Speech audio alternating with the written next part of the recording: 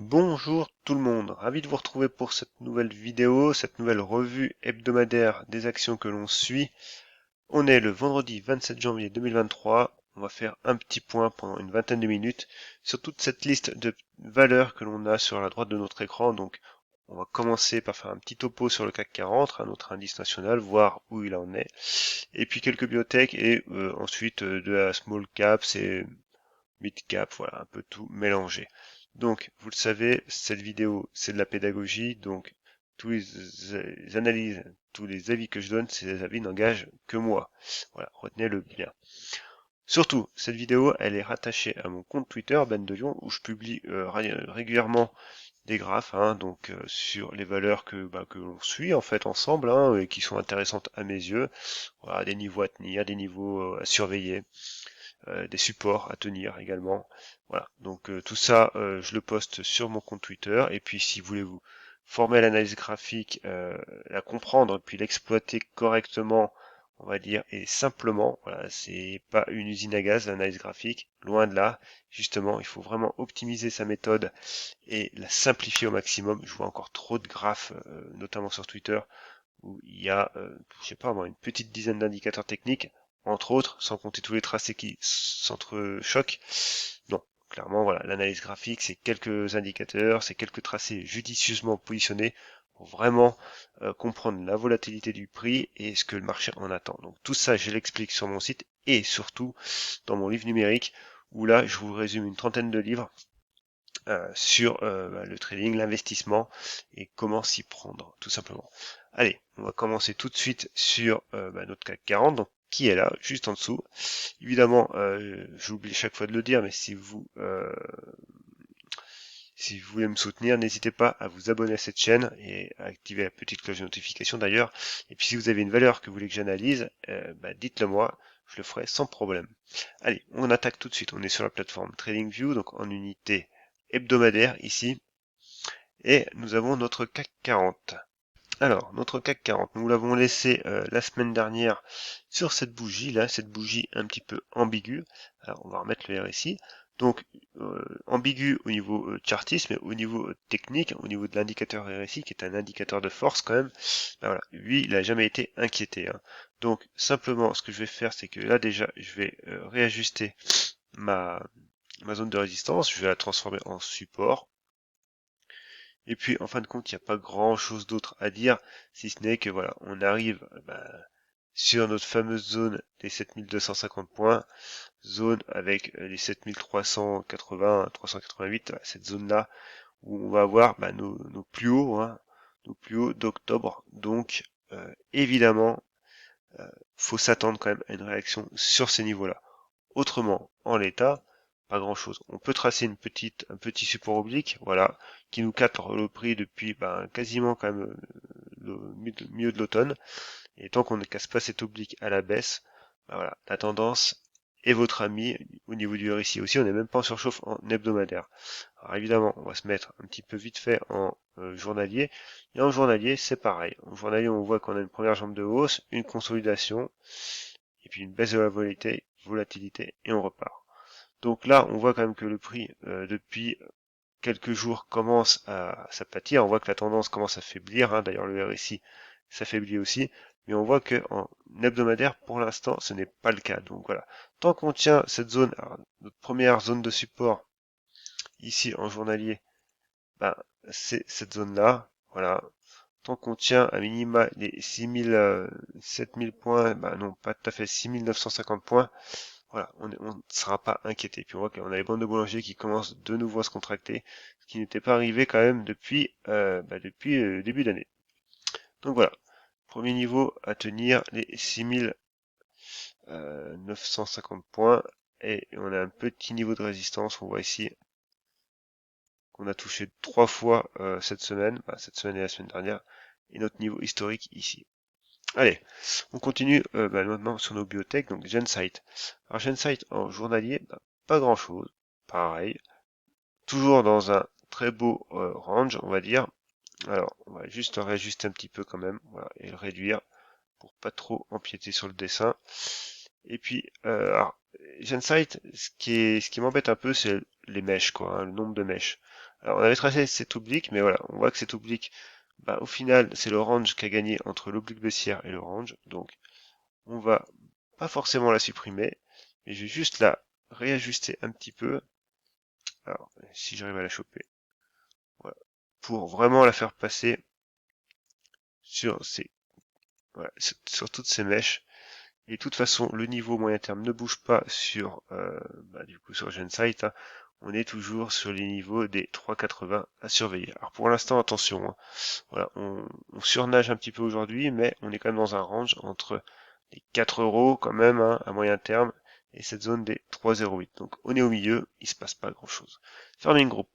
Farming Group, c'est une action qui est bah, ultra dynamique, hein, ça fait un petit moment qu'on en parle. On avait commencé à en parler ici, hein. Alors après, voilà, elle consolide, et on voit que ses amplitudes ont baissé un petit peu. C'est surtout qu'en hebdomadaire, on voit quand même qu'on est sur une zone importante de résistance, donc voilà, il y a de la volatilité. Néanmoins, le prix reste fort, hein, et on voit qu'aujourd'hui, on fait quand même une petite bougie qui est jolie. Alors on reste sous une zone de résistance moyen terme, par contre quand même à court terme, et c'est ce qu'il faut noter, hein, c'est qu'on avait cette figure de congestion qui était parfaitement dessinée. Voilà, et on a eu notre breakout ici. Alors les volumes sont pas non plus extraordinaires.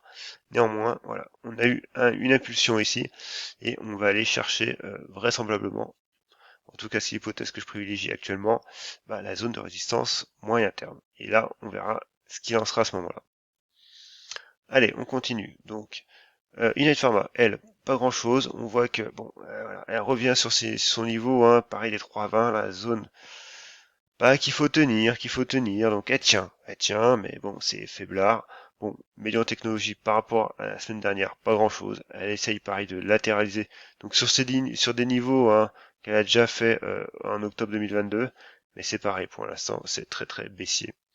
Et Terra Nexus, bah pareil, Terra Nexus, pas grand chose pour elle. Elle surnage un petit peu en fait, hein, elle est neutre, tout simplement. Donc voilà, elle fait des mouvements qui peuvent être erratiques, tout simplement parce qu'ils sont sans tendance. Donc on ne dit pas sans tendance, mais on dit en tendance neutre. Et là, en l'occurrence, si on dézoome un petit peu, et que, alors du coup, on va faire un peu de ménage aussi. Alors celle-là, je vais la laisser ici, et puis celle-là, voilà, je vais l'emmener un peu plus bas. Voilà, donc bah, il se trouve que voilà, le prix arrive d'une belle tendance baissière, on latéralise, on fait des amplitudes de plus en plus courtes, donc c'est très bien.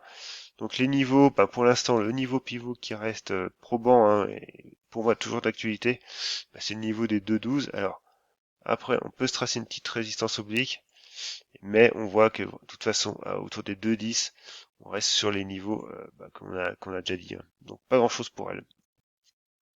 Allez, on continue rapidement avec nos small caps. Bon, Cogra, pareil, toujours pareil.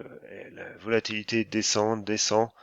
Donc c'est une bonne chose en soi, hein. Maintenant, on avait au début cette zone des 14,50, après on a eu cette zone des 14 euros 13,80, et puis bah le temps fait son œuvre, on va dire, la baisse de volatilité fait son œuvre, et maintenant on se retrouve sur des niveaux ici à 13,25, donc pareil, voilà, on descend par escalier, et bah, au final, voilà, tant qu'on tient ce niveau des 12,50, 13, alors, là on est à 12,50, mais voilà, ce qui aurait été bien de tenir, c'était les 13 euros là.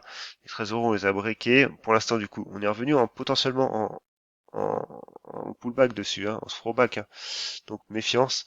Mais voilà, au niveau de la bande de Bollinger et du RSI, en tout cas, on reste neutre. Et vraiment, ce niveau des 12,50 est à tenir. Alors, on a une mèche, évidemment, voilà. Mais on voit quand même qu'on a déjà testé plusieurs fois ce niveau des 12,50. Donc pour l'instant, pas grand chose, hein, sur Cogra. Vraiment, si on casse cette résistance oblique et on a un premier niveau avec une impulsion ici qui est cassée, bah, on pourra commencer à dire des choses. Pour l'instant, c'est pas le cas. Allez, Necoin. Bon, Necoin, je l'ai laissé dans ma liste, mais clairement, pas grand chose pour elle non plus. Alors, du coup, je vais retracer mes tracés parce que j'ai fait des petites manips avec mes espaces de travail dans la semaine et conclusion, j'ai perdu beaucoup bah, en fait, c'est pas le même espace de travail, donc forcément, vous pouvez vous créer plusieurs espaces de travail, et au final, bah, j'ai dû en dupliquer un, mais sans prendre en compte les tracés. Donc, bah, du coup, j'en ai perdu, je pense, un bon paquet. Alors, voilà. Nikon, pareil, bon, elle reteste son support des 2.35, mais pas grand-chose à dire de plus pour elle. DBG, de Richebourg. De Richebourg, pareil, elle consolide, hein, très bien, hein, on voit ici, hein, zone de résistance, zone de support ici, voilà, on est pas mal, on est dans un range court terme, on a une oblique haussière, hein, un support oblique, voilà, qui est là. Pour l'instant, pas grand chose à dire de plus. Ce qu'on surveillera, évidemment, c'est quand même ce niveau-là sur de Richebourg, donc on y est quasiment en fait, hein, ce niveau des 6,60 là, et du coup en hebdomadaire. Alors, du coup, ça m'a mis des niveaux à la con un peu partout. Ça, c'est, ouais, ça peut être pratique, ça. Donc, du coup, on arrive sur un niveau, en fait, important, parce on voit qu'on a les bandes de boulangerie hebdomadaires qui commencent à se diverger. On a la M50 qui arrive, donc voilà, clairement, on est sur une zone de résistance. Maintenant, pourquoi pas revenir sur cette zone des 5,60 et on aurait une belle épaule, tête-épaule inversée, et ce qui serait quand même joli comme figure. À suivre. Serge Ferrari, pareil, elle, pas grand chose. On est sur une zone de résistance, le prix nous fait un quasi doji cette semaine. Voilà. En gros, inutile de s'attarder. On est, on est sous résistance et on trace nos retracements de Fibonacci. Là, j'ai dit les retracements de Fibonacci. On voit que les 50% correspondent bah, aux 12 euros en fait, avec notre niveau de M20, M200. Donc voilà, donc si on doit faire un pullback dessus pour reprendre des forces, c'est ce niveau-là qu'il faut regarder. On continue. Reworld Media, c'est pareil. Reworld Media, pas grand-chose, euh, si ce n'est que on avait, on a un support oblique baissier ici. Par contre, j'ai vraiment perdu mes tracés. C'est un peu lourd ça. Mais du coup, voilà. On va l'ajuster en hebdomadaire. C'est ce tracé que j'avais la semaine dernière. Et puis on a ce niveau de résistance également ici. Donc voilà, en hebdomadaire, on a un niveau qui arrive sur les 6,50 pour Reworld Media, qui sera surveillé. Et en support, bah, déjà vous avez le support de la M200 en elle-même, ici. Donc on est dessus, un support très court terme. Et puis après, vous avez plus ce support là, ici sur les 5,80. Alors, bon, les couleurs, hein, évidemment, vous avez compris. Je vais pas les changer à chaque fois, mais en tout cas, voilà, on a nos niveaux à surveiller et on voit que les 50% de retracement correspondent bien vraiment à ce niveau des 5,80 sur Reworld. Donc voilà, deux hypothèses. Soit on fait une poursuite haussière, on casse cette résistance oblique et on casse ce niveau des 6,27 pour aller de nouveau tester cette fois-ci cette zone des 6,60, 6,70 avec cette oblique baissière. Soit on casse par le bas et il faudra du coup surveiller ce niveau des 5,80 en support. Ensuite, Katana, pas grand chose à dire pour elle non plus. Elle revient sur sa zone de support des 6,30. Voilà, à surveiller, mais en l'état, il n'y a pas grand chose à faire. Guillemot, alors Guillemot, elle, c'est un peu la chute de la journée. Donc très volatile. Néanmoins, on va se mettre cette fois-ci en hebdomadaire. Et en hebdomadaire, on voit que potentiellement, on peut tracer. Alors soit on prend les mèches, soit les corps. Mais voilà, si on prend à peu près les mèches, voilà, on est dans un grand biseau descendant. Un biseau descendant, statistiquement, ça se casse par le haut. Donc là, en ce moment, c'est pas trop l'idée de la cassure par le haut. Ce qu'il faut voir, c'est que voilà, on a des niveaux quand même, que le marché a de la mémoire. Et que, bah, du coup, voilà, cette figure-là est respectée, encore une fois, aujourd'hui. Maintenant, ce qui aurait été bien quand même, ça aurait été de clôturer sur cette zone de support. Là, on clôture en dessous. Donc voilà, c'est une petite faiblesse. Alors, au niveau du RSI, évidemment, on est baissier. Donc c'est moyen moyen. Et c'est surtout en journalier, donc on a notre gap là, qui est immense. Et puis du coup, voilà, on est venu en journalier taper cette zone, notre ancien support, hein, qui se transforme en résistance. Mais voilà, il y a de la volatilité. On est clairement en survente, hein, en journalier évidemment. Hein. On a On a explosé un peu le compteur. Alors évidemment, les volumes sur Guillemot sont un peu écrasés, ce qui est un peu con, parce qu'en fait, on a un volume qui est euh, phénoménal, en fait, juste ici. Du coup, ça écrase tout le reste. C'est un peu con. Donc voilà, Guillemot, pas en très bonne position. Euh, Chargeur. Chargeur, c'est pareil, à très court terme, elle est sous résistance, elle est sur sa zone de résistance qu'elle teste. On a, je vais y arriver, un support oblique, voilà, qui nous fait un petit triangle ascendant. Donc, avec la M200, on a des bandes de Bollinger qui se contractent. Donc, soit on a un triangle ascendant, soit, surtout, on pourrait avoir un range. Donc, les bandes commencent à encadrer le prix, et c'est très bien. Maintenant, on surveillera la cassure, évidemment, par le haut, pour aller rejoindre de nouveau, cette fois-ci, cette zone-là, dès 17h30. Ensuite, Elena. Alors, Elena, c'est pareil, c'est une valeur qui est pas mal, qui mûrit tranquillement et qui, je pense, faudra suivre dans les prochaines semaines. On a un beau niveau ici, hein. Enfin, voilà, là le niveau il est pas ambigu, j'ai pas galéré pour le tracer, il saute aux yeux, donc clairement s'il saute aux yeux et s'il saute à mes yeux, il y a de fortes chances qu'il saute aux yeux de beaucoup de monde. Donc c'est ce qui est le plus important en analyse graphique, hein, quand on étudie la psychologie à l'œuvre, faut que nos figures reflètent exactement ce qui se passe. Si c'est pour tracer des objets alambiqués, vous pouvez le faire, mais vous n'aurez jamais de réussite, tout simplement. Donc là, on est avec une AM200 qui commence à arriver, des bandes de Bollinger qui encadrent, une baisse de la volatilité. Pareil, on surveille un niveau. On casse par le bas, on casse par le haut, à suivre. McPhee, c'est pareil. McPhee, un petit niveau qui se dessine proprement. Alors du coup, j'ai encore des tracés qui se baladent là. Alors, on va faire un peu de ménage. Et ça, voilà. Donc, du coup, on a un niveau ici. On a une oblique support. On a un niveau support ici. Et un autre là, sur les 13,35. Donc c'est pareil, le prix latéralise, consolide. On voit qu'à très court terme, ben, on a une baisse de la volatilité. Et du coup, en 4 heures, on est complètement neutre. Et cette fois-ci, on attendra de nouveau, pareil, une impulsion. Et cette impulsion pourrait venir de cette résistance oblique. Et puis voilà, il faut attendre vraiment une baisse de volatilité sur les unités courtes. Ensuite, Houlot Group. Houlot Group, c'est pareil.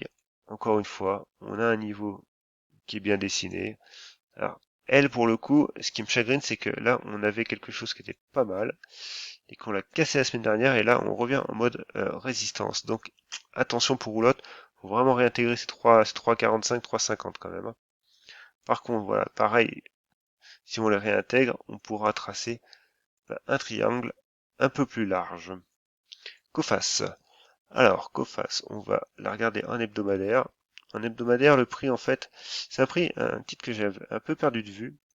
Et du coup, c'est vrai qu'en fin de compte, voilà, on voit très bien quand même qu'elle a pas mal souffert en 2020, elle est remontée, mais l'année 2022 n'a pas été très bonne pour elle. Mais c'est vrai que depuis l'automne 2022, elle nous fait un beau rush haussier.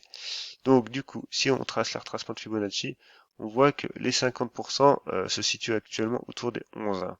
Donc clairement, pour l'instant, elle est dans une micro-consolidation au niveau hebdomadaire. Donc on est vraiment bah, aussi à moyen terme, mais attention, sous résistance. Et du coup, cette résistance commence à nous faire plier quand même le RSI. Donc, faut vraiment relancer sur Coface, hein. Et pour l'instant, on est plus neutre qu'autre chose.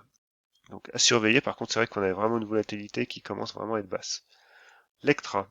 Lectra, c'est pareil. On va se remettre en hebdomadaire, toujours, encore une fois. Alors là, j'avais un canal haussier, voilà, que j'enlève. Là aussi d'ailleurs. Donc, on a nos plus hauts ici. Et en fait, le prix est revenu taper. Alors, là, pour le coup, c'est pas très net. On avait cette zone-là. Voilà. Donc voilà, ça correspond à quelque chose près à ça, mais voilà, c'est pas très clair ici pour le coup. Et puis, on avait cette zone-là de résistance, de support qui s'était transformé en résistance et du coup voilà, qui va se retransformer en support. Donc on en est là sur l'Ectra. Donc en hebdomadaire, voilà, on a déjà bien poussé. Donc maintenant, il faut essayer d'affiner plus court en journalier. Et en journalier, voilà, on a une consolidation qui est en cours par rapport au dernier mouvement de hausse qu'on a eu. Et c'est vrai que on joue sur les 38,2, les 50% correspondraient à ce niveau-là, donc un niveau qui serait pas déconnant. Et puis du coup ça permettrait d'aller taper début février ce support oblique aussi, donc voilà, l'Ectra, je pense qu'elle est quand même un petit peu en consolidation actuellement. Évidemment, si elle refranchit les 40 à la hausse, on avisera. Et Imeris en journalier, Imeris nous fait quand même pareil, quelque chose de joli actuellement. Pourquoi? Parce qu'on a un niveau ici qui se dessine sur les 40 euros et on a même une résistance oblique. Mais au-delà de cette résistance oblique, c'est surtout ce support oblique là qui m'intéresse. Et puis à plus court terme, donc si on se met sur du 4 heures, voilà, on a quand même un ensemble de moyennes mobiles là qui est sous le prix, donc en support. Donc voilà, pareil, ici on gardera à l'œil les 38, sachant que voilà, on a quand même des gaps un peu dans tous les sens, donc méfiance, parce que si ça lâche, on pourrait très bien aller retourner voir ce gap, le combler, donc attirer le prix sur notre support oblique aussi. Mais voilà, à plus moyen terme, on a quand même ce niveau-là des 39,50 qui est assuré sur Imeris. Allez, sur ce, du coup, vous aviez été plusieurs à me poser des questions sur des valeurs que vous voulez que j'analyse. Je vais tourner une autre vidéo dans la foulée qui, elle, paraîtra dimanche après-midi. Et là, j'analyse vraiment les titres que vous m'avez demandé cette semaine. Donc, je le redemande encore une fois. Si jamais vous avez des titres, n'hésitez pas à me le dire et je le ferai dans une prochaine vidéo. Allez, sur ce, n'oubliez pas de vous abonner à cette chaîne. Moi, je vous souhaite un bon week-end.